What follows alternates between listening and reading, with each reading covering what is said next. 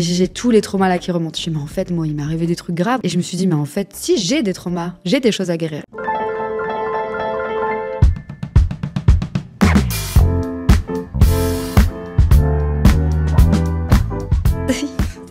Salut Julia.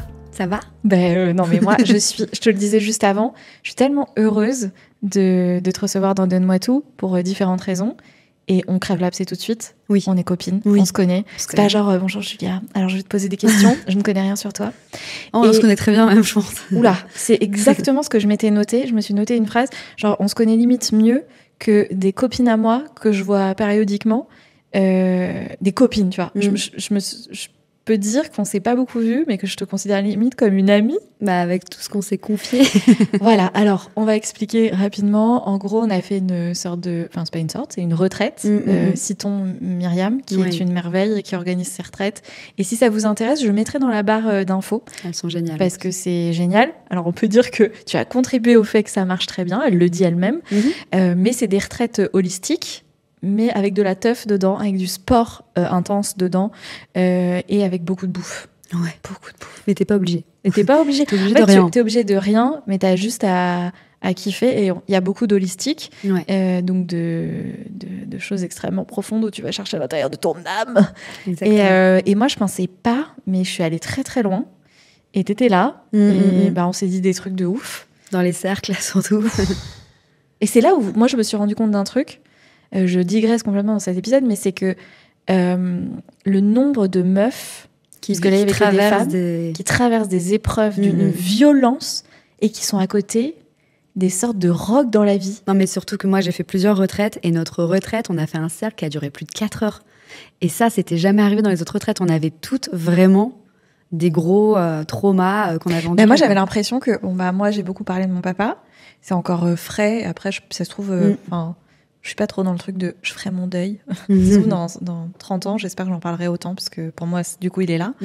Moi, j'avais l'impression qu'au limite, c'était un peu genre traumatique et atroce, mais par rapport à vous, c'était rien, tellement vos histoires. Faut pas se minimiser. Hein. En fait, ça a tous un impact. Oh, putain, je me dis quand même, j'ai été protégée de trucs de ouf. Oui, je me souviens, tu l'as même dit au cercle. C'est la première chose qu'il a dit. Je me sens pas trop... Désolée. Alors, Julia, on va quand même te présenter pour ceux qui ne te connaissent pas. Je sais pas qui ils sont. Mais bon. Alors, Julia Flaba, tu es entrepreneuse, créatrice de contenu. Tu es aussi maman. Tu t'occupes beaucoup de tes enfants. Tu es beaucoup avec eux. Qui s'appellent Edan et Ella. Un petit garçon qui est grand maintenant. Il a 7 ans. 7 ans. Ouais. Enfin, grand pour moi, parce qu'il a 3. Et elle a 5 ans, Ella. Ouais, 4 ans. 4 ans, Ella, pardon. Ah ouais, elle pourrait être pote avec Leonardo, mon fils. Tu vois, voilà, c'est pour vous montrer qu'on se connaît, mais on se connaît pas assez bien et on se voit pas assez. Donc je la ramène dans mon podcast, je vais la ramener toutes les semaines, comme ça je vais la coincer avec moi. Donc tu fais toutes ces activités-là, tu es en couple. Et pourquoi je le dis? Parce que vous êtes un couple de créateurs de contenu. Exactement. Et votre ligne éditoriale, c'est le voyage. Vous n'arrêtez pas de voyager. On va pas faire un sujet là-dessus. Venez pas m'attraper la cuisse. Je suis écolo, donc on en a parlé. Je crois que c'était notre première discussion où je t'ai dit mets ton empreinte carbone, et elle a 1000 trucs à dire, mais c'est vraiment pas le sujet du jour. On s'en fout. Et tu nous fais rêver, et tu fais de plus en plus de choses en train, etc. J'ai l'impression que voilà, là tu m'as dit tu vas faire un voyage en bateau. Ouais, c'est ça. Voilà, donc votre contenu il est oufissime. Il met un peu le seum. Je sais. Moi, il y a 2 salles, 2 ambiances, tu vois. C'est ceux qui s'inspirent et ceux qui ont le seum. Moi, j'ai les deux. Je m'inspire, et en même temps, à des moments, je me dis, ouais, ok, j'ai froid. Mais en fait, vous travaillez beaucoup. C'est ça, on n'a jamais de vacances, au final. Oui, voilà, c'est pas des vacances, en fait. Non. Parce que les gens pourraient voir contenu. ça, mais à chaque voyage, en fait, il y a de la création derrière. Donc au final, le seul moment où c'est des vacances, c'est quand on décide de pas communiquer dessus. Donc vous le voyez pas, mais c'est très rare au final, puisqu'on communique tout le temps. C'est un peu la vie de créateur. C'est là où... Alors là, si on commence à se plaindre, on va se prendre des critiques. Je vais pas me plaindre. Parce que c'est ouf et on a une vie de ouf. En revanche, c'est vrai que vous êtes des gros créateurs. Vous avez une audience énorme. Eddy, ton conjoint, je sais qu'il est très impliqué. Il veut vraiment beaucoup tourner et tout ça. C'est un perfectionniste en plus. Voilà. Donc pour toi, c'est dur aussi parce que même pour votre couple... Il a 10 000 idées à l'heure, lui, en plus. Oui, puis pour votre couple, elle est où votre intimité? Où est la barrière? Je pleure. Déjà Je pleure. C'est toi qui m'émeut. Non, j'ai un truc dans l'œil. Oui, on lui, pour le coup, il est passionné de ça. Les voyages, création de contenu de voyage. Donc, du coup, moi, j'ai essayé de suivre son rythme un long moment. Puis, au bout d'un moment, je me suis rendu compte il fallait que je mette un peu une pause, que c'était pas vraiment tout ce que moi j'aimais faire. Et ça, c'est aussi dur quand t'es en couple et que tu fais le même métier, mais t'as 2 visions différentes. Moi, j'étais vachement dans le lifestyle, la mode, lui, il était très dans les voyages. Je l'ai suivi dans son rythme, et au bout d'un moment, j'ai eu toutes les sollicitations de voyage. Sauf que je me suis mis à voyager tous les mois de l'année, et au bout d'un moment, je me suis dit, mais j'ai plus de rythme, en fait. Je me retrouve plus en équilibre. Donc là, je me suis tournée vers un peu le côté développement personnel, etc. Et même pour les enfants, est-ce que tu as des gens qui viennent te parler sur les réseaux en disant, mais comment vous faites avec les enfants ? Tout le temps. Tout le temps, mais en vrai, on a trouvé un vrai rythme, c'est-à-dire que quand c'est les vacances scolaires, ils nous accompagnent. Si c'est hors vacances scolaires, on part à 2 ou solo, et on a toujours quelqu'un pour les garder si on a besoin. Oui, en fait, vous avez cette chance que ta belle-mère soit extrêmement présente et puisse les garder. Ta sœur aussi. Ouais, c'est génial. Ça, j'ai de la chance. Oui, et moi, tu m'as décomplexée sur un truc pendant la retraite qu'on a faite ensemble, où moi, je partais quand même, c'est une semaine, et je laissais Leonardo donc à son père, chose que son père avait déjà fait, lui, en revanche. Et donc, sans culpabilité. Et moi, je me posais quand même des questions et tout ça, et en fait, j'allais très, très bien, et Leonardo allait très bien. Et toi, tu m'as dit, non. Quand je t'ai dit, mais toi, tu fais comment ? Tu m'as dit, je les laisse, mais je les aime tout autant, et ça se passe très bien. En vrai, j'arrive à faire la part des choses, à couper, en fait. Parce que ça fait du bien de se retrouver en tant que femme, au final. Bien sûr. On l'oublie vachement quand on devient mère, je trouve. Moi, j'étais vachement la conjointe, la fille qui travaille, la mère, mais moi, j'étais où dans tout ça, en fait, la vraie personnalité à l'intérieur de moi. Et c'est vraiment dans les voyages solo où je me retrouve avec des copines, où je suis vraiment moi-même. Et à ce moment-là, j'ai pas envie de pleurer au téléphone avec mes enfants. Donc, j'arrive à les appeler, je les appelle 5 minutes, tout va très bien. Et puis, je culpabilise pas, en fait. Ils sont bien, donc T'es pas une mère inquiète ? Pas du tout. Ouais, non. Au début, oui. Façon, la première fois que je suis devenue mère, oui. J'ai eu beaucoup de mal à laisser Edan au départ, parce que en plus, lui, il avait un RGO, reflux gastrique. Donc, du coup, j'avais très peur de le laisser, parce que c'était pas plus pour Edan, mais plus pour les personnes qui le gardaient. Je culpabilisais de leur laisser mon enfant en me disant, ils vont pas réussir à le gérer, ça va les embêter ou quoi que ce soit. Et en plus, je les voyais à chaque fois épuisés de le garder, donc ça me faisait culpabiliser à ce moment-là. Bien sûr. Et au bout d'un moment, j'ai soufflé, quoi. Je me suis dit, mais en vrai, même si ça dure que 5 jours, il va pas mourir, quoi. Tout le monde va bien. Donc là, j'ai lâché prise. Oui, tu m'as aidé à lâcher prise aussi, parce que je te voyais tellement détente pendant la retraite, je me suis dit, mais attends, il faut que je me détende aussi. On va revenir en arrière à la genèse de la vie de Julia Flaba. Il y a eu la période, tu as été très connue à un moment aussi, donc il y a les réseaux où tu cartonnes parce que vous publiez beaucoup et vous êtes très présent et votre contenu est hyper quali, mais il y a eu aussi une période télé-réalité. On va pas s'étaler dessus parce que je crois que tu as tout dit, tu as fait le tour. Toi, t'as pas en plus fait de phrases, que c'était pas trop ton truc. Non, ça va. J'en ai fait 3, mais j'ai vraiment été... j'ai fait le tour, en fait, au bout de la 3e. Et en fait, c'était un univers qui me plaisait pas, mais je suis une touche à tout. J'ai fait aussi de la radio, j'ai fait de la chronique télé. Je faisais donc la télé-réalité en parallèle. J'écrivais aussi dans la presse. En fait, je touchais un peu à tous les univers. Mais la télé-réalité, ça a été bien un temps. Mais quand j'ai vu que c'était la production qui contrôlait vachement ton image, etc., et qu'elle pouvait en faire ce qu'elle voulait, au bout d'un moment, je me suis dit, non, c'est à moi de contrôler mon image. Là, je ne laisserai pas quelqu'un le faire. C'est là que j'ai pris les réseaux sociaux au sérieux après, quoi. Ouais, parce qu'aujourd'hui, c'est vraiment le cœur de ton métier. T'es née où, toi ? Je suis née dans le nord de la France, en Picardie, dans un village, dis-toi, qui a 80 habitants. Ah ouais. Donc je viens vraiment d'une campagne profonde, quoi, au milieu des vaches. Et j'ai grandi jusqu'à mes 15 ans là-bas, avec mes grands-parents. Avec tes grands-parents. Et donc ça, on en a parlé. Donc t'as pas grandi avec ta maman. Ouais. Parce que vous avez un schéma familial un peu bordélique. C'est vrai. Le mot est léger, je crois. On est 4 sœurs et on a toutes les 4 un papa différent. Et en vrai, ma mère n'a pas trouvé l'amour. Elle a eu tout son lot d'hommes un peu spécial, on va dire. Et en vrai, elle se tuait au travail. Elle n'avait pas l'opportunité de pouvoir nous avoir toutes avec elle. Avec un petit appart, elle travaillait à Paris. Donc moi, elle m'avait mis chez mes grands-parents avec ma sœur juste au-dessus de moi. Donc on se voyait très peu entre sœurs au final, alors que maintenant on est soudés comme jamais. Donc comme quoi. Et on est demi-sœurs au final, mais on se considère comme sœurs. Et du coup, ma mère, oui, je la voyais pas souvent. Mon père, il avait quitté ma mère avant que je naisse. Donc apparemment, je l'ai vu quelques fois bébé, mais j'avais aucun souvenir de ça non plus. Et du coup, j'ai grandi avec ma grand-mère et mon grand-père, qui étaient toute ma vie, quoi. Oui, j'ai vu, t'as mis des photos. Ces derniers jours. Oui, parce que je viens de perdre mon grand-père. C'était la dernière référence. Enfin, j'avais encore ma grand-mère il y a 7 ans. Elle est partie quand mon fils est né. Et donc là, maintenant, c'est mon grand-père. Et eux, ils t'ont élevé, donc tu les considérais comme tes parents ? Complètement. Oui. Complètement. Jusqu'à mes 15 ans, quand même. C'est-à-dire que ma grand-mère, elle était très... Alors dis-toi, j'étais enfant de cœur. Hein. Enfin, je mets ça parce que ça a changé après. Mais j'allais à l'église tous les dimanches. J'étais vraiment dans la religion catholique. T'étais croyante ? Ma grand-mère était... elle travaillait dans les églises et elle enseignait le catéchisme. Donc du coup, je me considérais croyante à l'époque. Mais c'est vrai que quand je suis partie et que j'avais l'opportunité de trouver ma propre voie, j'étais plus athée au départ. Je me disais, je sais pas quoi croire, il y a tellement de religions, je comprends pas pourquoi elles se ressemblent toutes. Pour moi, c'était genre, pourquoi on doit nous imposer quelque chose. Donc, tu grandis avec eux jusqu'à l'âge de 15 ans, du coup. 15 ans, t'es avec eux. Mais j'allais de temps en temps en vacances chez ma mère à Paris. D'accord. Et donc, ce rapport avec ta maman, il est comment ? En vrai, je sais que petite, ça me paraissait bizarre de voir toujours mes copines avec leurs parents. Et moi, j'avais ma grand-mère qui venait me chercher. J'avais un peu honte de ça au départ. Mais je me souviens même qu'une fois, j'ai fugué de chez mes grands-parents avec ma sœur qui a 4 ans de plus que moi. On a fugué parce qu'on voulait aller voir notre maman qui vivait à Paris. On se fait rattraper au bout de 10 km, quoi. Mais on est quand même partis en vélo. Trop mignon. Au milieu de la campagne. Mi-mignon, mi-inquiétant. Ouais, quand on a j'avais des quand enfants. même 7 ans, quoi. 7-8 ans. J'avais l'âge de Edan maintenant. Et je m'étais enfuie, mais on s'est fait vite rattraper, donc heureusement. Mais on avait un plan qui n'aurait jamais fonctionné. On s'imaginait prendre le train, le métro, trouver de l'argent quelque part. Enfin, on avait vraiment monté une enquête, quoi. Mais donc ça, c'était avec ta sœur que je connais ? Non, c'était celle qui a 4 ans de plus que moi, donc elle s'appelle Eva. Et celle que tu connais, c'est Mélissa, elle est encore au-dessus. Ah, elle a plus. Elle a 10 ans de plus que moi, Mélissa. Ah bah oui, ok, oui, bah oui. Donc ok, tu te barres avec Eva, tu tentes des choses pour aller voir ta maman parce qu'en fait, elle te manque quand même. Bah oui, il y a un manque quand même, puisque... Mais en vrai, on est quand même très heureux avec nos grands-parents, tu vois. Oui. Je vais pas me plaindre, c'était vraiment très bien. C'est juste qu'on la voyait pas assez, et les moments où on voulait la voir, on s'était dit, tiens, pourquoi on n'irait pas la rejoindre ? Puis t'as beau être très heureux avec tes grands-parents, c'est pas ta maman. T'as besoin de ta maman, papa. oui. Et donc, à 15 ans, qu'est-ce qui change ? Tu vas vivre avec ta maman ? Oui, à l'âge de 15 ans, c'est le passage au lycée. Donc forcément, il faut...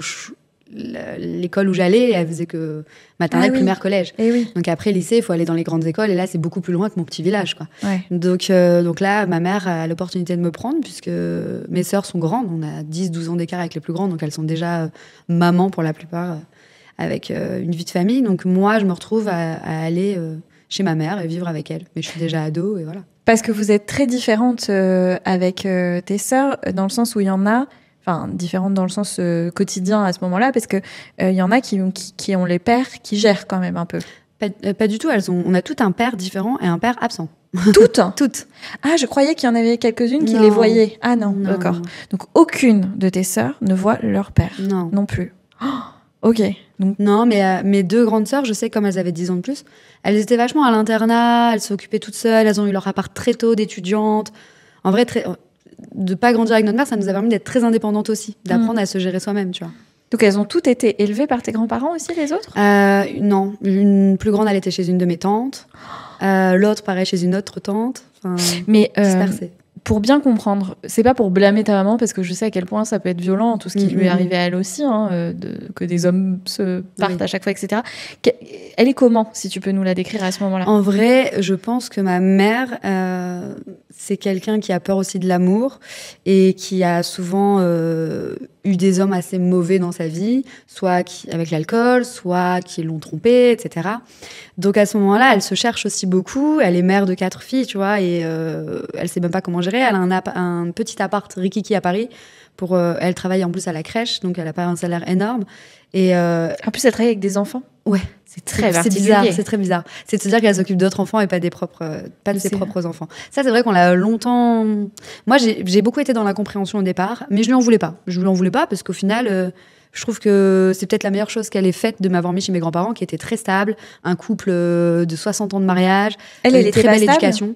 Elle avait pas d'homme quoi dans sa vie. Mais je veux dire, mais sinon, dans sa vie, elle avait des problèmes d'addiction, elle sortait. Pas du tout, non, ça allait. Par contre, oui, elle se retrouvait des fois à sortir. Enfin, moi, je l'ai pas trop ressenti, mais je sais que ma sœur Mélissa, que tu connais, en avait parlé, qu'elle se retrouvait à me garder, moi, petite fille, parce que moi, j'ai été chez mes grands-parents à l'âge de 5 ans, je crois. D'accord. Mes 5 ans. Donc, de mes 0 à 5, j'étais avec ma mère et mes sœurs dans une grande maison dans le nord de la France. Après, ma mère a déménagé à Paris et c'est là qu'on a été dispersées un peu toutes. Et je sais qu'elle me disait que ma mère sortait le soir et c'était ou même la journée, elle laissait ma sœur s'occuper de moi toute seule. Ta sœur qui avait quel âge à l'époque ? Qui avait 10 ans. Oui, donc c'est une énorme responsabilité. Enfin, c'est complètement inconscient. Maintenant, on se dirait ça. Ah non, moi, je laisserai pas mes enfants tous. Bah non, jamais. Non. Même là, je m'imagine une babysitter de moins de 20 ans. J'aurais peur, honnêtement. C'est vrai? Ah ouais. Ça, ouais, parce que je me rappelle de moi à 18 ans et moi à 18 ans. Moi, je faisais babysitter à l'époque, donc non. Ça oui, va. je sais. Et puis, il faut laisser sa chance souvent à ces jeunes filles. Pas un petit bébé, j'avoue, peut-être. Mais quand tu commences à avoir 3-4 ans. Parce que tu étais toute petite. Donc, ta sœur avait 10 ans. Donc, toi, tu avais 1 an, quoi. Enfin, quelques mois. Quand elle avait 11 ans, j'avais 1 an. Ouais. Et donc, c'est justement à cette période-là que ta vie bascule. Mais bon, après, on a ce qu'on appelle la dissociation, c'est ça ? Quand on se souvient pas d'un événement traumatique. Ah, bah alors ça arrivait. Le trauma que tu parles, ça arrivait à l'âge de 8 ans. D'accord. Donc c'était bien avant, c'était pendant les vacances en fait. Pendant les vacances, j'allais rejoindre ma mère, tu vois, le week-end. Et effectivement, à l'âge de 8 ans, à un moment donné, je me retrouve chez ma mère et elle sort le soir, elle me laisse toute seule. Toute seule à 8 ans. Toute seule dans un appartement à Neuilly-sur-Seine. Et elle est sortie avec son conjoint de l'époque, qui était quand même quelqu'un de très bien, que j'ai connu pendant 9 ans, qui est resté 9 ans dans sa vie. Donc elle a eu un peu un rôle de beau-père pour moi. Là, j'avais une image stable d'un homme. D'un homme, ouais. Et, mais en vrai, ils sont sortis et effectivement, il arrivait un truc particulièrement, on va dire. Et je sais pas où tu veux, si j'en parle maintenant, mais effectivement, après, je suis partie dans le déni total par la suite, quoi. C'est donc, comment expliquer? Donc, on va aller dans l'ordre. Donc, à l'âge de 8 ans, effectivement, je suis en vacances chez ma mère pour une semaine. Et un soir, elle me dit, je sors faire les courses. Moi, je l'imagine faire les courses et qu'elle va revenir. Elle part et tout, sauf qu'il fait nuit. Et on est dans un appartement, en fait, en rez-de-chaussée, avec un grand jardin et une baie vitrée, tu vois. Et en fait, je vois un homme dans le jardin. Moi, je regardais la télé en pyjama sur le canapé, dans le salon, et je vois un homme qui se balade dans le jardin. Ça me fait un peu flipper, je me demande ce que c'est. Et en fait, l'homme est arrivé à la porte-fenêtre et il a toqué. Je pouvais pas faire si je le voyais pas, parce qu'il était juste devant moi. Donc, je pouvais pas dire, je l'ai pas vu, je tourne la tête. Donc, je suis allée lui ouvrir pour lui demander ce qu'il voulait. Et il m'a dit qu'il était un ami de mes parents et qu'il me demandait s'ils étaient là. Donc, je lui ai dit, bah non, ils sont pas là, vous pouvez repasser, ils reviendront plus tard. Et en fait, il s'est présenté comme docteur et il m'a dit, ah, t'as l'air malade. Donc, il a décidé de m'ausculter. Et moi, à ce moment-là, je sais pas quoi dire à 8 ans à un docteur. En plus, je pense que quand t'es enfant, docteur, c'est vraiment l'image puissante, tu vois, absolue. Il faut écouter le docteur. Tu vois, on te dit toujours, le docteur, il a toujours raison. Donc, c'était bien joué de sa part. Donc, du coup, je le laisse rentrer. Et puis, après, il n'y a pas eu de... Alors, en vrai, dans le déni, je ne pourrais même pas te dire s'il y a eu viol ou pas. Mais on appelle quand même ça un viol. Il y a eu beaucoup d'attouchements. Et je me souviens vachement de... J'ai aucun souvenir de son visage à cette personne. Mais je me souviens plus ou moins de tout ce qu'il a fait. Il m'a demandé de me déshabiller, etc. Et en fait, il touchait avec ses propres mains, avec sa propre langue, tout mon corps. Et au bout d'un moment, je sais pas trop comment on s'est dit au revoir. Je sais qu'il est reparti. Et je sais que j'ai cru que j'avais fait une connerie à l'époque. Enfin, je me suis dit, mince, j'ai ouvert la porte à un inconnu, je vais me faire tuer. Donc, j'ai jamais osé le dire à ma mère. Je me suis dit, c'est mort. Si j'annonce que j'ai ouvert la porte à un inconnu, je vais me faire massacrer. Donc, du coup, j'ai rien dit. Sauf que le lendemain, elle voulait ressortir. Et là, je lui ai dit, surtout, tu fermes les volets avant de partir. Moi, je veux pas garder les volets ouverts. Et elle me disait, mais les volets sont un peu cassés. Tu sais, quand on les ferme, on met 3 plombs à les rouvrir. Ils sont trop durs et tout à rouvrir. Je lui ai dit, je m'en fous, je mettrai la force du monde que j'ai dans les bras, avec mon petit haut de 8 ans, là. Mais c'est mort, je veux pas revivre ça, quoi. Donc, j'ai jamais osé lui dire. Elle a fermé les volets, elle a pas compris, et je lui en ai parlé que 8 ans plus tard. Parce qu'il se passe cette horreur, parce que ce qui t'est arrivé, c'est atroce et c'est en plus rare. Parce que tu sais, statistiquement, c'est plus un peu de la famille. C'est ce qu'on dit, oncle.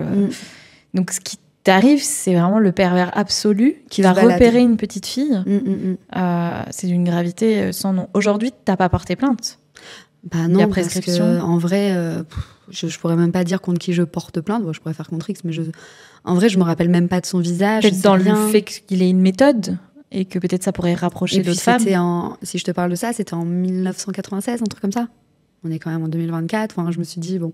Mais en fait, en plus, pendant 8 ans, j'ai vraiment occulté ce qui s'était passé. Pendant 8 ans? J'en ai pu parler. J'ai commencé 4 ans plus tard à comprendre ce qu'il avait fait. Non, j'ai pas oublié, mais j'ai fini par me dire que c'était pas grave, tu vois. Enfin, il y a plus grave dans la vie. Je me disais, je suis pas morte, tout va bien. Déjà à cet âge-là, en vrai, non, déjà à 8 ans, tu comprends pas ce qui t'arrive. Ben non. La première chose, c'est de se dire, la première chose que j'ai pensé, c'est que j'ai fait une bêtise. C'est pas lui qui a fait une bêtise sur moi, c'est moi qui a fait une bêtise. Donc déjà, j'en parle pas. Ensuite, 4 ans plus tard, je commence à découvrir, je me souviendrai toujours, c'est le film Sex Intention. Évidemment. Qui me fait comprendre. Alors j'avais 13 ans à peu près à l'époque, et j'adorais Buffy, donc j'avais regardé ce film-là, je suis tombée dessus. Et on est vraiment la même génération. Et du coup, je tombe sur le film, et là je comprends, tu vois, il y a la petite vierge qui se fait dépuceler dedans. Et je comprends en fait que ce qu'on m'a fait, c'est un peu c'est un acte sexuel en soi. C'est là que je comprends ce que c'est la sexualité. J'ai 13 ans. Et je me dis, mais en vrai, c'est ça que j'ai vécu à l'âge plus jeune. Donc je commence à mettre des mots dessus, mais ça m'impacte pas. Là où ça commence vraiment à m'impacter, c'est quand je commence à avoir mon premier rapport avec un garçon. Donc j'avais 16 ans. Et je me souviens que j'arrivais pas à ce qui me touche, etc. Il y avait un blocage. Et en fait, je me suis confiée à ce petit ami de l'époque qui m'a dit, mais t'en as parlé à ta mère? J'ai dit non. Il m'a dit, mais tu rentres tout de suite chez toi et tu lui en parles, tu vois. Et c'est là qu'à 16 ans, je me retrouve à en parler à ma mère. Et elle se rappelle du moment où elle est sortie, que j'avais demandé de fermer les volets. Donc je lui rappelle ça, en fait. Je te rappelle ce jour-là où j'ai... Bien sûr. Et elle me dit oui et tout. Et en fait, là, je commence à lui expliquer la scène, que la veille, il s'était passé ça, ça, ça. Et je la vois muette, silencieuse. Je sais pas si elle est perdue, si je la dérange, si ça lui fait mal. En fait, j'arrive pas à savoir parce qu'elle parle plus. Elle est un peu dans le... En fait, même elle m'en a reparlé beaucoup plus tard. Elle me dit, à ce moment précis, quand tu m'en parles, je cherche une solution pour t'aider et j'en ai aucune. Et du coup, je suis bloquée. C'est un peu un état de sidération, quoi. Ouais. Et elle m'avoue que, elle aussi... mais ça, on m'en parle beaucoup plus tard, qu'elle aussi, au même âge, il lui arrivait un peu un truc similaire. On parle souvent des schémas répétitifs, tu vois, dans les traumas, dans les guérisons des traumas. Et du coup, je pense que ça l'a replongé à ça aussi. Et moi, quand je l'ai vue ne pas me parler, rester silencieuse, je me suis dit, bon, je la dérange encore, je vais pas en parler, je vais plus en parler. Et je suis partie dans ma chambre, j'ai fait mes devoirs, j'ai continué ma vie. Mais à ce moment-là, il y a un truc qui s'est coupé. Du coup, je me suis dit, je peux plus me confier à ma mère parce que elle me prend pas peut-être au sérieux ou elle est pas là pour moi. Oui, mais en vrai, je savais même pas dans quelle manière elle pouvait être là pour moi à ce moment-là. Parce que t'aurais peut-être aimé une réaction telle que des excuses, des pleurs, des... Alors, justement, j'en parlais à une hypnothérapeute récemment. Elle me dit, mais en fait, t'aurais juste besoin d'un câlin, en fait, à ce moment précis, du soutien émotionnel. Et elle te l'a pas apporté. Et du coup, ça t'a créé une sorte de trauma d'abandon, au final, de pas avoir été là pour toi à ce moment-là. Moi, je m'en suis pas rendu compte. Moi, les traumas, je les ai connus que plus tard, là, à l'âge actuel. Donc, à ce moment-là, je me suis dit, bon, continue de vivre comme si c'était rien, en fait. J'avais l'impression que si j'en parlais, c'était rien, en fait. Donc, du coup, pour moi, c'était rien. Mais oui, vu qu'elle a pas réagi, tu t'es dit, je peux en parler autant que je veux, tout le monde s'en fout. Ouais, c'est un peu ce qui s'est créé. Donc, du coup, j'en parlais plus. Mais surtout, pour toi, c'est ce qui est terrible dans tout ce que tu me racontes sur ce début de vie, qui est normalement les années où on se forme en plus, qui doivent être les meilleurs moments et tout ça. Toi, tu vis quand même une accumulation. Enfin, j'imagine que tu as des bons moments à côté avec tes amis, familiaux, etc. Mais tu as tendance à même le minimiser quand on en parle maintenant parce que tu as un côté hyper résilient. Mais ton papa, il est pas là. Il a disparu. Ta mère, elle ne prend pas ça en considération. Ça fait énormément pour une jeune fille. Ouais, mais je me rends pas compte forcément. Parce que finalement, t'as pas vraiment... Et t'as des symptômes de tout ça ? Dis-toi que j'en ai pris conscience là, j'ai 37 ans. Je cherche encore mon âge. Oui, moi j'ai arrêté de compter à 32. J'ai pris conscience récemment, genre il y a 2 ans, que les traumas pouvaient avoir un impact assez important dans notre vie. Et je me souviens qu'à l'époque, par hasard, on est venu me parler d'une constellation familiale. Je me suis dit, c'est quoi ce truc encore ? Donc je crois qu'il y a une série Netflix qui s'appelle Le Chemin des Oliviers, qui parle justement de ça. Et on me dit, c'est un moyen thérapeutique de guérir ses traumas. T'as un peu des personnes devant toi. Toi, tu regardes juste la scène. Et t'as des personnes qui vont représenter des gens de ton entourage, des concepts aussi. Et ils vont ressentir des choses et du coup, tu vas pouvoir comprendre certaines choses de ta vie en fonction de ta mère, tes parents, ce qu'ils ont traversé, pourquoi ça s'impacte sur toi, etc. C'est assez très étrange, mais je me suis dit, mais moi, j'ai aucun trauma. Pourquoi je vais aller faire ça ? Et on venait m'en parler, on venait m'inviter à le faire avec une autre copine influenceuse.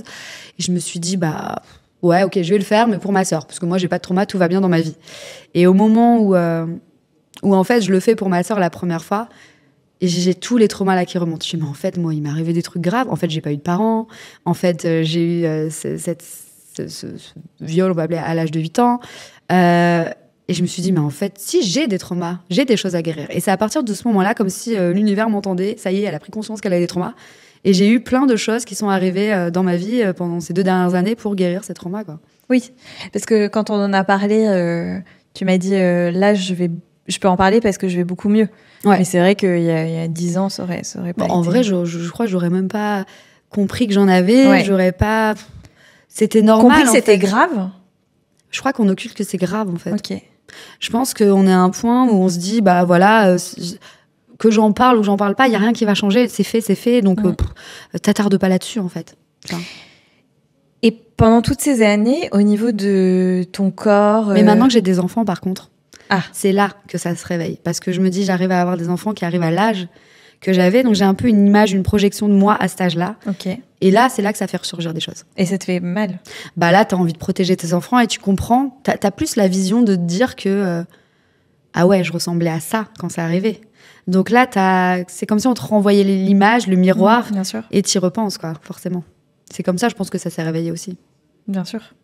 Surtout que j'ai une fille maintenant, tu vois. Encore le garçon, je pensais que ça, je savais que ça pouvait arriver, mais là j'ai l'image du mini-moi et je me dis ah non, j'espère qu'il va jamais lui arriver ça en fait. Donc donc tu fais très attention. Oui, et puis on parle souvent de guérir les traumas pour ne pas avoir des schémas répétitifs. Oui. Quand je vois que ma mère ça lui arrivait, que ça m'est arrivé, je me dis ça peut arriver à mes enfants quoi. Oh non. Donc là il faut que je guérisse tout. Oui, c'est pour ça. Tu vas casser les schémas. Je veux tout. Ouais, voilà, exactement. Pendant toutes ces années, entre-temps, il y a la télé-réalité. Il y a aussi tous tes boulots que tu fais, mais toujours autour de l'image en plus. Toi, tu t'aimes pendant ces années-là ou tu t'aimes pas? T'es comment avec toi-même? J'ai toujours un rapport très compliqué avec mon corps, mais ça a été toute ma vie et je me demande si ça a pas eu un impact, tu vois. Mais en plus, j'avais ma mère, moi, à l'époque, qui faisait tout le temps des régimes, tout le temps. J'ai cette image de ma mère qui faisait tout le temps des régimes. Et du coup, j'ai beaucoup ce rapport au corps où il faut être mince, il faut être comme dans les magazines. Je fais de la télé, on est beaucoup dans la comparaison, etc. Donc oui, c'est une période assez compliquée où je suis toujours en manque de confiance. Pourtant, je me regarde maintenant à l'époque de la télé, je me dis, je rêverais de retourner à ce corps-là, tu vois. Ouais. À 37 ans, 25 ans, j'étais très bien, tu vois. Et en fait, toute ma vie, j'ai eu ce rapport au corps de me dire, c'était comme un ennemi, tu vois. Genre, tu disais, maintenant, parce que maintenant, j'essaie d'avoir le rapport différent avec mon corps. Il y a une chose qu'on m'a parlé récemment, des bols de riz. Ouais. Et c'est une expérience qui se fait où tu parles à un bol de riz tu la connais cette expérience? Un bol de riz, tu lui dis des choses positives, un autre bol de riz dans de l'eau, tu lui dis des choses négatives, et à l'autre tu l'ignores. Et en fait, il y en a un qui pourrit, celui qui t'a dit des trucs négatifs, il y en a un qui noircit, celui que t'as ignoré, et par contre celui à qui t'as dit des choses positives, il reste beau. Et je me souviens, je suis partie en retraite il y a moins d'1 an dans l'Himalaya où j'ai grimpé la montagne, etc., dans l'Annapurna, en Népal. Et là, j'essayais de marcher, monter les marches, c'était hyper dur. Et je commençais à dire à mon corps, allez, tu peux y arriver. Je lui envoyais plein d'ondes positives, plein de trucs positifs. Et d'un coup, je sentais de l'énergie, quelque chose de très fort à l'intérieur de moi. Comme si, en fait, il attendait que ça, que je lui dise des bonnes choses, tu vois. Donc, plus je m'auto-complimentais, plus j'avais de la force, etc. Et c'est là que je me suis dit, mais en fait, toute ma vie, je l'ai critiqué, j'ai toujours envoyé des ondes négatives à mon corps, je l'ai jamais aimé. Et en fait, lui, c'est comme une plante ou ce bol de riz, il attend juste en fait que tu lui envoies des ondes positives pour pouvoir aller mieux, pour pouvoir aller bien. Et c'est vrai que ça a été un déclic parce qu'à ce moment-là, j'ai commencé à perdre du poids, quand je lui parlais mieux. Il a commencé à mieux réagir à certaines choses. Et je me suis dit, mais toute ma vie, je l'ai rendu pourri en fait un peu, tu vois, quand tu prends la comparaison du bol. Donc maintenant j'essaie d'avoir un rapport, mais c'est très dur de s'aimer, je trouve. C'est la meilleure chose qui puisse t'arriver. On est blindé d'images qui font qu'on ne peut pas s'aimer. La société, elle te tue en fait. Mais surtout, et là les métiers d'image, s'il te plaît. Ouais, moi je suis en plein dedans, mais c'est pour ça que ça a toujours été très dur. Et puis la comparaison aussi, elle est très mauvaise pour l'estime de soi. On est tout le temps en train de se comparer, alors qu'en vrai non, il faudrait pas se comparer, il faudrait se dire que des choses positives, mais bon. Parce que c'est un travail. C'est pareil, si on se dit la vérité de la vraie vie, c'est pas du tout ce qu'il y a sur les réseaux, c'est 20%. Oui, c'est absolument. Mais regarde, la preuve en est, tu vois, à l'âge de 25 ans, on se critiquait sur notre corps. Finalement, 10 ans plus tard, on se dit, mais en fait, tu regardes des photos, tu te dis, mais en fait, j'étais une bombe, en fait, j'aurais dû... Pourquoi je me plaignais, tu vois? Et en fait, on a toujours cette image négative de soi, et c'est vraiment un gros travail à faire. Et elle vient de plein d'endroits, à plein d'endroits. En plus, toi, s'ajoute au patriarcat, à tout ce qu'on nous inculque et tout, parce que les hommes se font quand même moins chier. Hein. C'est vrai. Voilà. En plus, toi, t'as un trauma venant d'un homme, super. Et avec cette histoire, plus le fait de ne pas avoir de père, t'avais pas la haine des mecs? En plus, moi, bizarrement, j'ai eu beaucoup de relations sérieuses suite à ça. Je les ai enchaînées, les relations. Et ça s'est toujours mal terminé. J'ai toujours eu des trahisons, des tromperies ou des choses comme ça. Tu t'es fait maltraiter encore? Ouais, d'une autre manière encore. Donc oui, il y a un rapport... ça a été un travail assez... Mais sur le coup, j'étais très heureuse un temps. Et puis après, c'était que up and down, en fait, les relations. Tu vas très bien, et puis d'un coup, tu chutes, tu recommences. Et j'ai l'impression de répéter aussi les schémas de ma mère, qui, elle, a eu pareil avec les hommes, tu vois. Enfin, toi, t'as construit quand même avec un homme. Et vous êtes ensemble depuis très longtemps. À l'âge de 27 ans, j'ai rencontré Eddie, du coup. Et effectivement, c'était pile... Je voulais pas d'enfant avant. Et pile poil, quand je l'ai rencontré, j'ai commencé à avoir la fibre maternelle. Ce serait bizarre, qui s'est développée. Lui, il était archi prêt. Il attendait juste de rencontrer la femme de sa vie pour faire des enfants. Et lui, ce qui est drôle, c'est qu'en plus, il m'avait repéré déjà 10 ans avant. Et il s'était dit, c'est elle. Mais non. Mais si, mais c'est très bizarre, ça. Il m'avait vu la première fois à la télé. Et à l'époque, il était en couple, en plus. Et il a eu un coup de foudre. Sympa pour elle. Non, mais... On l'embrasse. Bon, après, c'était une amourette de lycée, tu vois. Oui, d'accord. Mais il est resté 10 ans avec, quand même. Mais du lycée... Enfin, c'est pas grave, c'est pas de ta faute, Toi, t'as pas justifié. Oui, non, moi, j'étais... Et lui aussi, il avait le droit d'avoir eu un crush. Il m'a avoué, qu'il avait eu... qu'en fait, je représentais exactement l'idéal féminin qu'il aurait voulu. Et la vie nous a amenés à nous croiser plusieurs fois. On s'est croisés une fois dans la boîte de nuit où je travaillais, on s'est percutés, mais bon, je le connaissais pas, moi. Vous êtes percutés, carrément? Ouais, parce qu'il venait faire une élection de Mister Paris. Moi, j'étais barmaid dans cette boîte, sauf que lui, il terminait l'élection, je crois, à 22h. Moi, j'arrivais à 22h parce que j'enchaînais la nuit. Et en fait, il était dans les vestiaires en train de se changer, mais pour aller au bureau pour récupérer les caisses, fallait que je passe par... c'était pas un vestiaire, c'était une salle, tu vois. Fallait que je passe par cette salle, et en fait, je suis rentrée dans lui. Et je lui ai dit, excuse-moi, et je suis partie, mais on s'est pas calculé à ce moment-là, tu vois. Enfin, lui, il m'a reconnu. Il a dit, putain, c'est la fille de la télé et tout. Et ça, je te parle de ça, c'était 4-5 ans avant qu'on se mette ensemble, que je le rencontre, en fait. Après, pareil, je crois qu'une autre fois, j'avais écrit un article sur les hommes sur Internet. J'avais posé une question sur Facebook à l'époque en disant, voilà, quelle est votre femme idéale, etc. Parce que j'étais en train de constituer un article sur la femme idéale pour les hommes. Et lui, il m'écrit direct tout un long paragraphe en me disant il faudrait qu'elle soit comme ci, comme ci, comme ça. Et à la fin, il me dit elle te ressemble. Je trouve que ça pourrait être toi. Et je calcule pas, je mets juste un pouce, genre merci de ton message. Ouais. Mais je regarde même pas qui c'est. Et en fait, on a été en contact comme ça pendant plusieurs années sans que je regarde réellement qui il est. Et puis un jour... Comme dans les films, t'en as toujours un qui est fou et de l'autre, et l'autre qui ne voit pas. Non, je voyais pas. Mais en même temps, c'était pas plus mal parce que je vivais mes histoires Bien aussi sûr. Et lui les siennes. Et puis un jour, on se retrouve célibataire au même moment. Et à ce moment précis, j'ai une copine qui me dit viens, on va au fin fond du 78 dans une boîte de nuit qui s'appelle Allocomia. Moi, j'étais un peu réticente, mais en même temps, c'était mon dernier week-end de libre parce qu'après, j'enchaînais tous les week-ends où je bossais en boîte. Donc, je m'étais dit, bon, allez, ok. Et ça, c'était parce que lui, il m'a connue en 2007 et là, on était en 2015 quand on se rencontre pour la première fois, tu vois. Et enfin, que moi, je le rencontre pour la première fois. Et juste avant de partir, je regarde mes messages et j'avais mis sur Facebook et j'avais mis une vidéo de sport. Il y a un mec qui avait mis un pouce dessus, je crois. Et je regarde son profil et je tombe sur le profil de Eddie. Et je me dis, c'est qui ce gars? Je le trouve mignon et tout. Et je vois mec de télé-réalité, je me dis, next. Je regarde même pas, parce que alors moi, à l'époque, je sortais de la télé-réalité et j'avais une sacrée histoire qui m'avait un peu fait souffrir, donc je m'étais dit pas de mec de télé-réalité. Un garçon avec qui t'étais sortie? Ouais, plusieurs même, tu vois, mais... oui, et qui t'avait fait des trucs atroces, non? Ah non, ça, il était pas dans la télé, lui. Ah, d'accord. mais du coup, je regarde pas plus loin, mais je trouve qu'il est beau quand même.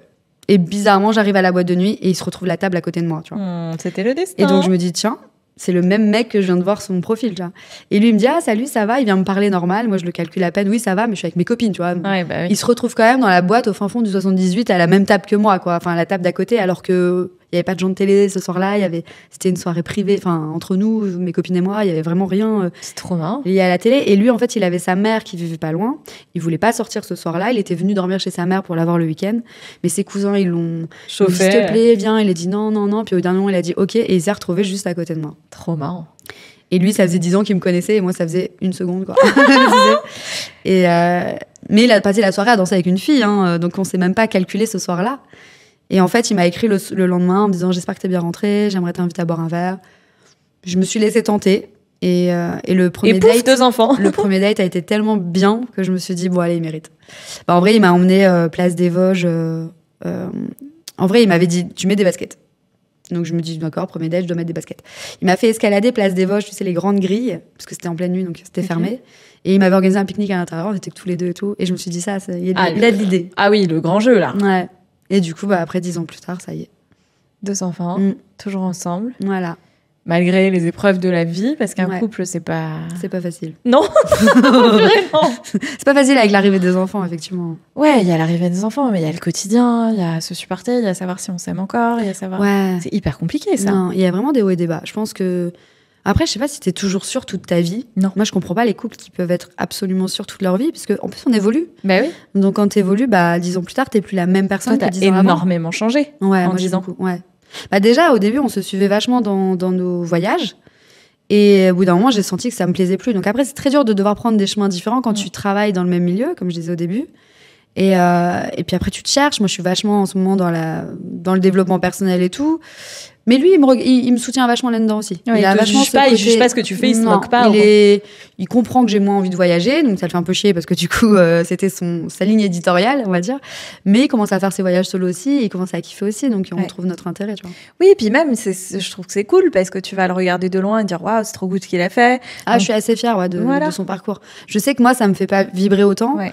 Et beaucoup de gens, en plus, me disent j'adore le voyage, j'adore ce que vous faites. Mais en vrai, bon, après, on va me dire que je suis le syndrome de l'imposteur. Mais en vrai, je trouve que c'est Eddie qui mérite les éloges là-dessus.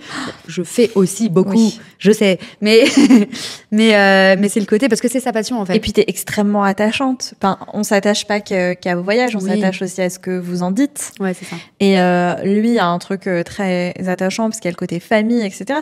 Mais toi, il y a tout ce côté où c'est très particulier avec toi. Sans même que tu parles, parfois, on ressent des choses. C'est très particulier, t'as une aura, mais ça, tu dois le savoir. Non, ça me flatte, ce que tu me dis. Mais non, mais je sais pas comment t'expliquer. Je vois même parfois, quand je regarde tes contenus, je vois tes abonnés. Elles t'aiment. Ah oui, j'ai des bonnes, très bienveillantes. Non, mais il y a un truc très particulier avec tes abonnés. C'est vrai que je me plains pas, j'ai vraiment une communauté extraordinaire. Tu reçois pas de haine? Très rarement. J'en ai reçu. Genre, il y en a toujours un ou deux qui se baladent. Oui, mais sur quoi? Si on voyage trop, nos enfants, enfin, il y a toujours un qui va venir mettre un peu son grain de sel. Mais les trucs que moi je me permettrais jamais de dire à quelqu'un, mais que moi je ferais pas, comme mettre en avant trop de voyages parce que la terre brûle. Je pense que vous êtes au courant parce que vous voyagez, vous savez exactement que le monde n'est plus pareil. J'avais une copine aussi qui faisait ça, qui faisait de la création de contenu voyage, et elle me dit c'est marrant, tragique, de voir les endroits où je suis allée il y a 15 ans et les endroits et quand je repars, en fait, de voir comment la Terre est en train de voilà, donc ça, bon, ok, moi je comprendrais jamais qu'on aille dire des choses méchantes aux gens. Moi, je pense que justement l'intérêt, moi aussi, je perds pas de temps là-dessus, en fait. Et montrer les enfants, c'est un vrai choix. Ça aussi, j'imagine que tu reçois des critiques par rapport à ça. On en a, mais rarement. Ça. Rarement. Après, ça va. Puis maintenant, tout est encadré pour montrer les enfants. Quand c'est des pubs, il faut que ça soit. Et puis surtout, ils ont un contrat, ils ont tout. C'est pas tant que ça, moi, je trouve, parce que. Moi, Eddie monte beaucoup. Ouais. Mais lui, il aime bien. Il a le côté très daddy lifestyle avec ses enfants et tout. Donc, moi, j'ai pris plus un autre tournant. Donc, mais après. On en a beaucoup parlé aussi, est-ce qu'on avait envie ou pas? Et puis c'est venu naturellement. Au début, à Aidan, on le montrait pas tout au début. À l'âge de 3 mois, on a craqué. On l'a montré, donc bon, ça a été très bien. C'est-à-dire que comme c'est votre vie, c'est très compliqué. C'est ça. Et j'aimerais qu'on revienne vite fait sur le Népal, parce que tu m'avais parlé d'une expérience que tu as vécue qui est assez ouf. Oui. Et qui a libéré plein de trucs. En vrai... il y a eu beaucoup de choses pendant ce voyage. En vrai, au moment où je pars au Népal... j'ai pris conscience de pas mal de choses. J'avais lu le livre déjà Kilomètre Zéro, qui m'avait carrément métamorphosé au niveau de la vision de la vie. Et je m'étais dit, je veux aller au Népal pour vivre un peu ce que je sais pas si tu l'as lu, ce livre. Pas du tout. Ce que on va dire l'héroïne du livre vit. J'avais envie de vivre la même chose. Elle a eu un éveil, elle a eu compris. Je peux pas t'en parler, il faut que tu le lises. Mais il faut le vivre, je crois. Il faut le lire pour le comprendre. Et je me suis dit, elle avait un guide avec elle qui s'appelait El Shanti dans le livre. Et t'as tous. Enfin, quand tu lis ce livre, tu as envie d'avoir un chantier avec toi en permanence. C'est un maître spirituel, en fait, qui est à côté de toi et qui te booste en permanence, tu vois, et qui te montre les vrais bonheurs de la vie, en fait. Et toi, tu te pollues l'esprit avec des choses inutiles. Déjà, t'arrives, il se passe quoi? T'es avec ta meilleure amie, c'est ça? Je suis avec ma meilleure amie et c'est une amie à nous qui organise cette retraite, que j'ai rencontrée d'ailleurs dans la retraite de Myriam. Ok. Elle était participante à la retraite au Marrakech. Et on s'est parlé. Comme quoi, il n'y a pas de hasard, il n'y a que des rendez-vous. Au moment où on se parlait, je lisais le livre Kilomètre Zéro. Et elle me dit, moi, je suis népalaise, je pourrais t'emmener au Népal si tu veux. Et tout. À l'époque, elle n'avait pas encore fait sa retraite. Hein. Mais, et je lui dis, moi, si je trouve une retraite au Népal, je le fais et tout direct, j'ai trop envie de. Et du coup, ça l'a inspirée dans sa tête. Et elle me dit, j'ai bien envie d'aider mon pays, tu vois. Et elle me dit, en fait, je pense que je vais créer une retraite parce que. Maintenant, je connais pas mal de monde. Elle y va tous les ans. En fait, c'est une Népalaise qui a été adoptée, petite fille, par une Française. Et maintenant, elle vit en Suisse. Mais elle a fini par retrouver 5 ans plus tard, après son adoption, elle a voulu retrouver sa famille népalaise. Donc, elle est retournée au Népal pour les rencontrer à nouveau. Et maintenant, elle aide beaucoup sa famille et elle aide un peu au maximum les gens là-bas. Elle est très attachée à ses racines. Et donc, elle crée cette retraite en se disant, je sens qu'il y a de la demande et je sens qu'il y a aussi de la demande de l'autre côté parce que le pays a besoin de tourisme, etc. aussi pour vivre. Enfin, pas forcément masse de touristes, tu vois, mais besoin de les guides, les Sherpas, etc. dans les montagnes ou n'importe quoi. Donc elle crée cette retraite et elle m'invite, sauf que je peux pas y aller à ce moment-là parce que c'est en pleine vacances scolaires et que moi, les vacances scolaires, je les passe avec mes enfants quand même. Je vais pas les laisser 2 semaines avec Eddie tout seul, je pense que là, il va mourir. Donc, je refuse d'y aller à la première, mais j'y vais à la deuxième qu'elle organise. Et on part avec ma meilleure amie en mars et tout. Et c'était un voyage génial. Donc, première semaine, en fait, tu la passes à grimper l'Annapurna. C'est dur, non? Tu t'arrêtes tu montes, tu fais quoi, 4-5 heures de montée par jour. Et tu t'arrêtes à dormir. Il n'y a pas de neige, hein, on est au mois de mars, avril. Il y a beaucoup d'arbres en fleurs et tout. Tout est magnifique. Il y a un peu de neige quand même à 3000 mètres, tu vois. Donc plus tu montes, il y en a. Mais on va jusqu'à 3500 mètres, un truc comme ça. Mais ouais, c'est magnifique. Et tu t'arrêtes à dormir dans des camps chaque soir. T'as pas forcément d'eau chaude. Il fait très froid la nuit. Donc t'as envie de touffler les unes aux autres. Tu passes du temps. Moi, j'ai vu, hein, là, je tiens à le dire aux gens qui nous écoutent. Quand on a fait la retraite, là, moi, le moindre petit truc, en fait, je me rends compte, je suis une chochotte.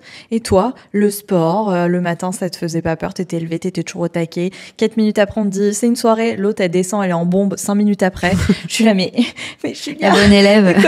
Comment on fait pour être comme toi? Mais en fait, je le vois, le voyage, tu l'as dans le sang et surtout, t'es aventurière, en fait. Ouais, ça me fait pas peur. T'as peur de pas grand-chose, je pense, en voyage.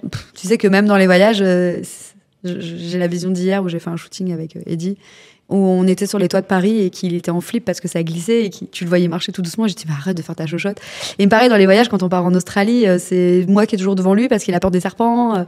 Je suis vraiment la guerrière du couple, en fait. Ah ouais, c'est ça que ça me fait rire à chaque fois. Mais non, moi, je sais pas. Après, c'est peut-être ce côté très indépendante que j'ai, tu vois, où j'ai toujours appris à me débrouiller toute seule. Donc ça, non, j'ai pas.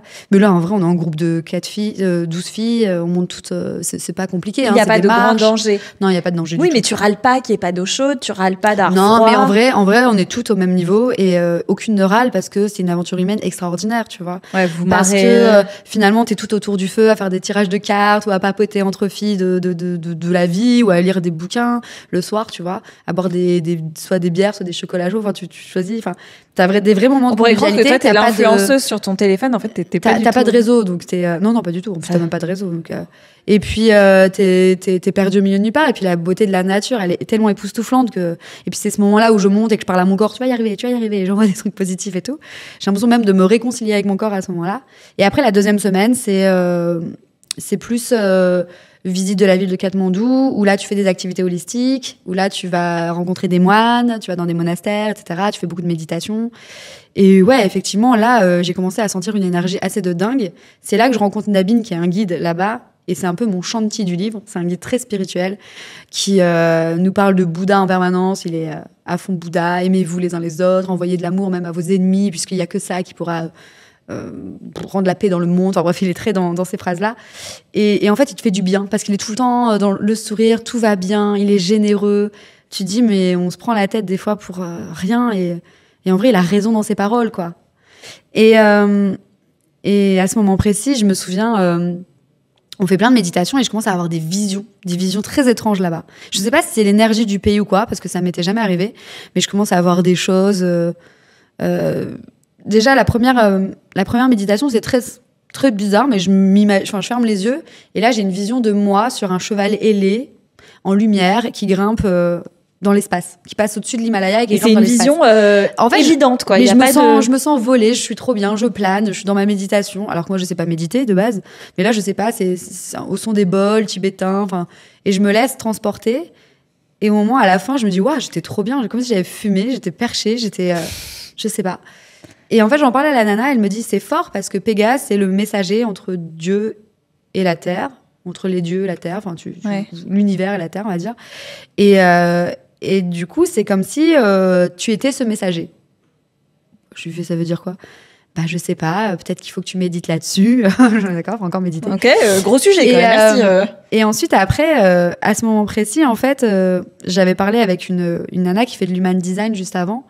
Et c'est, tu sais, avec ton schéma corporel, avec tes chiffres de naissance, etc., ils te font un schéma corporel qui permet de trouver quel profil tu es et de comprendre comment tu fonctionnes. Okay. Ça m'avait grave servi, cet human design, parce que ça m'avait permis de mieux me connaître, d'arrêter dans la comparaison, justement. Et elle m'avait dit, t'es un projecteur. Et j'étais mi-ermite, je sais plus quoi, aventurière. Mi-ermite, mi-aventurière. Et du coup, projecteur, ça veut dire guide. Et elle m'a dit, t'es pas là pour entreprendre, t'es pas là pour créer plein d'entreprises. T'es là pour guider les gens, pour leur apporter. C'est dans ça que tu t'épanouis.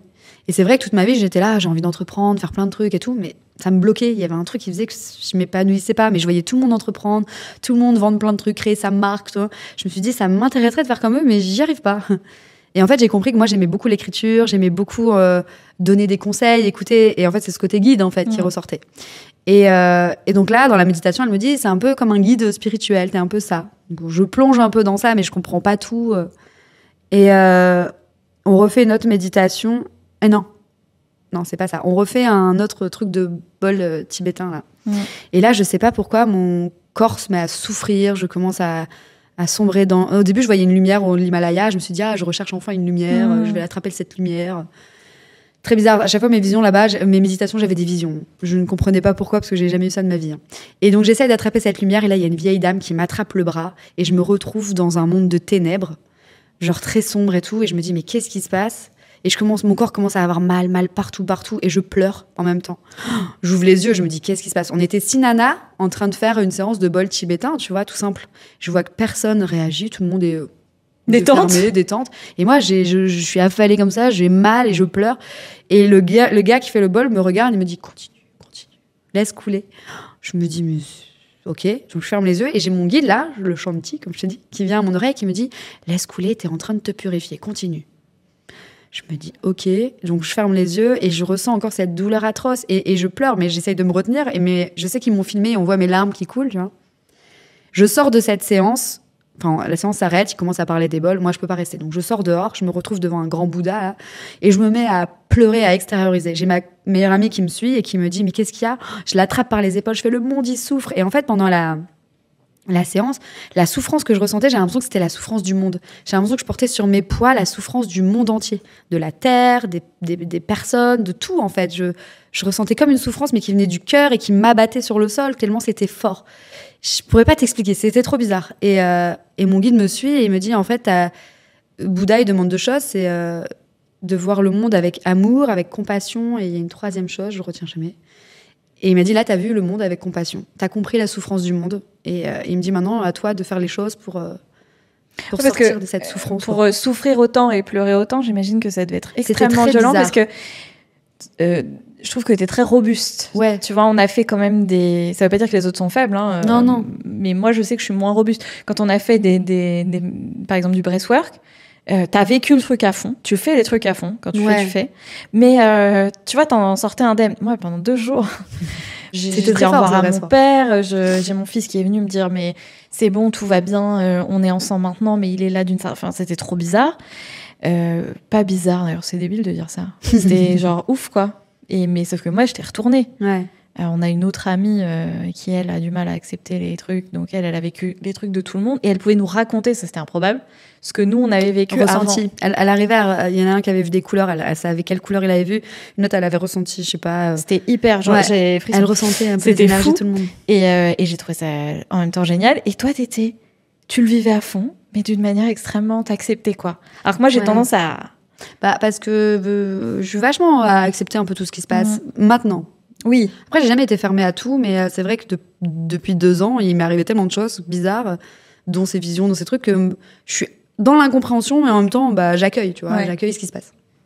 Et maintenant, tu voudrais te diriger vers ça? Tu voudrais enseigner? Je commence de plus en plus à avoir envie de me tourner. En fait, c'est comme un éveil, on appelle ça l'éveil spirituel. On dit que quand tu vis la mort de l'âme, ils appellent ça la mort de l'âme, c'est quand tu vis des choses un peu tragiques et d'un coup, t'as besoin de respirer, t'as besoin de te relever et t'as toute une illumination qui arrive et t'as plein de belles choses qui t'arrivent et c'est à ce moment-là où tu te relèves, on appelle ça l'éveil. Et j'ai l'impression que c'est un peu ce qui m'est arrivé parce que je suis passée dans une période assez dark, assez sombre. Je pense déjà à la réalisation de tous les traumas que j'avais eus, des problèmes aussi un peu de couple, un peu de tout. Enfin, il y avait une période où je m'étais un peu perdue complètement. T'allais mal? Ouais, j'allais pas bien. En fait, j'étais plus épanouie dans ce que je faisais, je me sentais plus... Est-ce que tu penses que tu faisais une dépression? Est-ce que le mot, il est trop fort? Sûrement. Oui. Je pense que c'était une dépression, mais liée à plein de choses qui m'étaient arrivées, en fait, et je trouvais plus de lumière, tu vois. C'est pour ça que les visions que j'ai de lumière sont très parlantes, parce qu'à chaque fois, je cherchais cette lumière. J'ai l'impression qu'elle était éteinte à l'intérieur de moi, que je vivais plus comme un mouton de société... sans vibrer. Oui, sans être dans le présent, dans la vie. Et on a beaucoup parlé du coup de ta famille. T'es très proche de tes sœurs, tu l'as dit. Comment ton rapport avec ta maman maintenant? Maintenant, grâce à ces un peu thérapie que j'ai fait. Oui, parce que j'ai beaucoup parlé. Pour les gens qui elle. Se diraient, attends, elle fait que des trucs holistiques. Non, t'as aussi fait des thérapies qu'on appelle plus génériques, quoi. En fait, j'ai fait les constellations familiales. Ça m'a beaucoup réconciliée avec ma mère pour le coup, parce que dans les constellations que j'ai fait, il y avait forcément ma mère qui était représentée par une personne. Et en fait, tout ce qu'elle ressentait, tout ce qu'elle disait, je reconnaissais exactement ma mère. Et ça m'a permis de comprendre, en fait, les traumas par lesquels elle est passée aussi. C'est là que j'ai beaucoup discuté avec elle en me disant, écoute... Elle qui n'est pas elle, puisque c'est une personne qui joue son rôle dans les constellations. Mais c'est très bizarre, les constellations. Il faut les vivre pour comprendre. Oui. Mais effectivement, j'ai reconnu totalement ma mère, alors que je n'avais pas du tout de parler de comment elle était ma mère. Donc, personne ne pouvait la faire autant aussi réelle.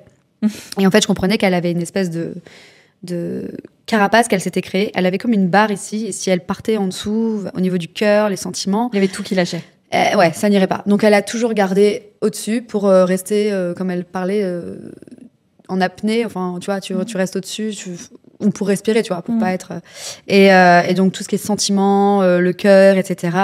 Mais c'est dangereux de... Ouais, et tout ce qui est problème, elle va les occulter, elle a plein de problèmes de santé maintenant. Et je pense que c'est lié à ça. En fait, elle a trop mis de choses de côté, elle a trop emmagasiné de choses aussi.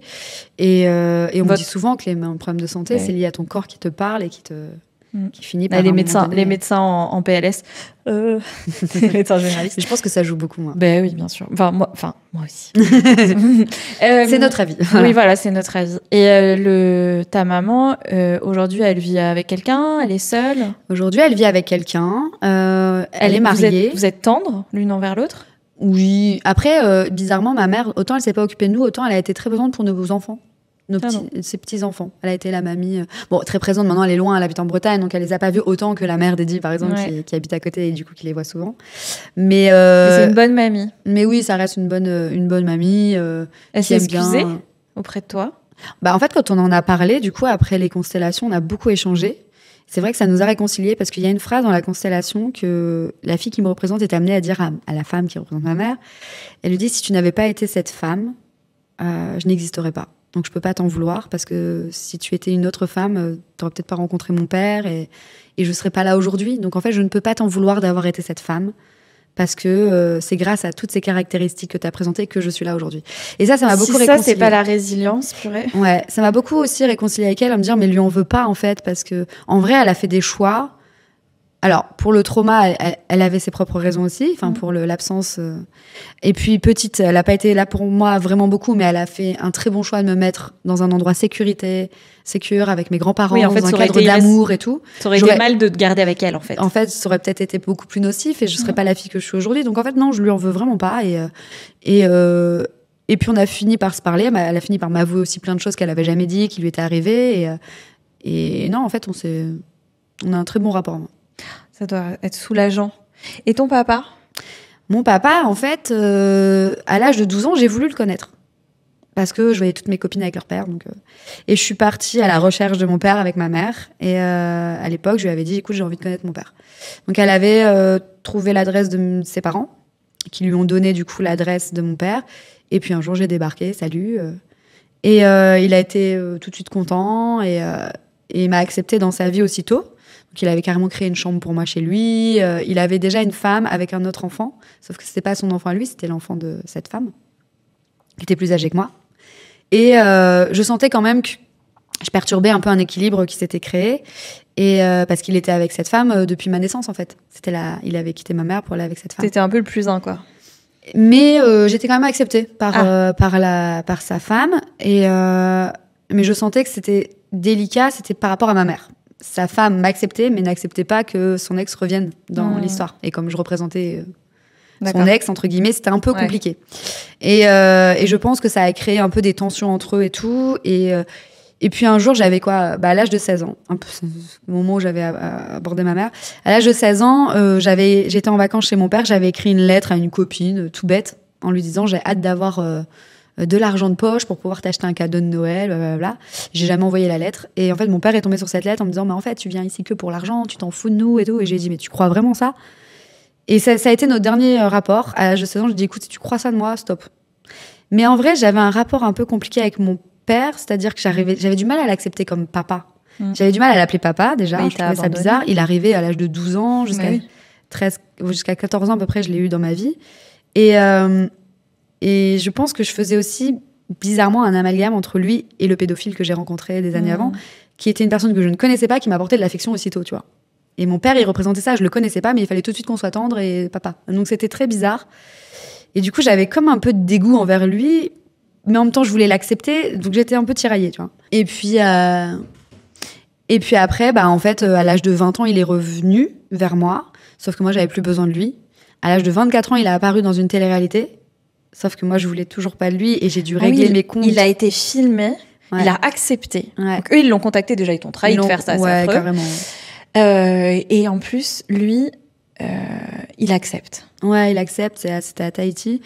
J'étais un peu choquée de le voir à ce moment-là. Choquée, mais c'est affreux. Mais en fait, ce qui me saoulait, c'était de le faire devant la France entière, en fait. C'est affreux. Ouais. Et puis, il avait une excuse de me dire, j'ai fait 22 000 km pour te parler. Je lui ai dit, t'es pas capable de faire 1 heure de route au quotidien, mais par contre, venir à Tahiti, oui. Donc, je trouvais ça un peu opportuniste, tu vois.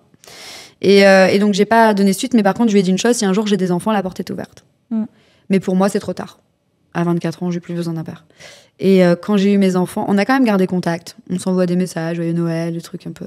Bateau, ouais. Voilà. Mais quand j'ai eu les enfants, ils m'envoient des fois des messages, je pense à eux, j'ai envie de les rencontrer. J'attends qu'ils viennent, mais il me dit oui, mais tu peux venir quand tu veux me les présenter. En fait, c'est pas à moi de faire le reste, donc le pas. Donc je me dis, si un jour il veut les rencontrer, il viendra, mais c'est plus à moi de faire le pas. Et il m'a abandonnée petite, il m'a abandonnée à 12 ans parce qu'il croyait que j'étais là pour l'argent. Et il se pointe à la télé. Et il se pointe à la télé. C'est pas joli.